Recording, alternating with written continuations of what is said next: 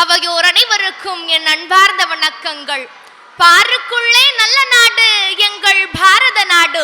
இப்பேற்பட்ட பாரத நாடு 300 ஆண்டுகளாக அந்நியர்களுக்கு அடிமைப்பட்டு கிடந்த போது அதை மீட்க போராடிய தியாகிகள் ஏராளம் ஏராளம்.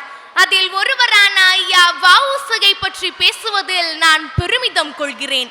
சொந்த நாட்டில் பிறர் கடிமை செய்து துஞ்சிட்டோம், இனி அஞ்சிட்டோம். எந்த நாட்டிலும் இந்த அநீதியை ஏற்குமோ தெய்வம் பார்க்குமோ, சதையை துண்டு துண்டு ஆக்கிடினும் வந்தே மாதரம் என்றே முழங்குவோம் என விடுதலை போர் தொடுத்தவர் நாம் வ.உ.சி. உலகநாத பிள்ளை பரமாயி அம்மை ஈன்றெடுத்த தவப்புதல்வனின் விடுதலை வேட்கை எப்படிப்பட்டது தெரியுமா? சுதந்திரம் எனது பிறப்புரிமை என முழங்கிய திலகர் வழி போற்றி தாம் பணியாற்றிய வழக்கறிஞர் தொழிலை கைவிட்டு சுதந்திர பணியில் தம்மை ஈடுபடுத்திக் கொண்டவர் வ.உ.சி. அந்நிய பொருட்களை எதிர்ப்பதே நாட்டு விடுதலைக்கு உகந்தது என நம்பிய அவர் சுதேசி இயக்கத்தை தீவிரப்படுத்தினார். தன் பேச்சாலும் எழுத்தாலும் சுதந்திர தீயை கொழுந்துவிட்டு எறிய செய்தார். இந்த காலகட்டத்தில் தூத்துக்குடிக்கும் இலங்கைக்கும் இடையே ஆங்கிலேயர்கள் கப்பல் விட்டு கொள்ளையடித்துக் கொண்டிருந்தனர். உலகமெங்கும் கடல் வாணிபம் செய்த தமிழன் இன்று ஆங்கிலேயரை அண்டி பிழைப்பதா என வெகுண்டெழுந்தார் வ.உ.சி.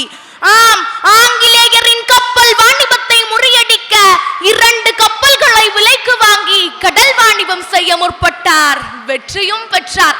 இதனால் கப்பலோட்டிய தமிழன் என்ற சிறப்பு பெயருக்கு உரியவரானார். இவரது இந்த செயலை கண்ட ஆங்கில அரசு அதிர்ந்தது. அதனால் வ.உ.சியை சிறைப்படுத்தி இரட்டை ஆயுள் தண்டனை வழங்கியது. பெரியோர்களே, 40 ஆண்டுகள் சிறையில் வ.உ.சி செக்கிழுத்தார், கல்லுடைத்தார், கசையடியும் சொல்லடியும் பெற்றார். இது கண்டு கொதித்தெழுந்த பாரதி, மேலோர்கள் வெஞ்சிறையில் வீழ்ந்து கிடப்பதும் நூலோர்கள் செக்கடையில் நோவதும் காண்கிலையோ என்று கடவுளை நோக்கி கதறினார். வ.உ.சி நாட்டு விடுதலை தொண்டோடு தமிழ் தொண்டும் ஆற்றியுள்ளார்.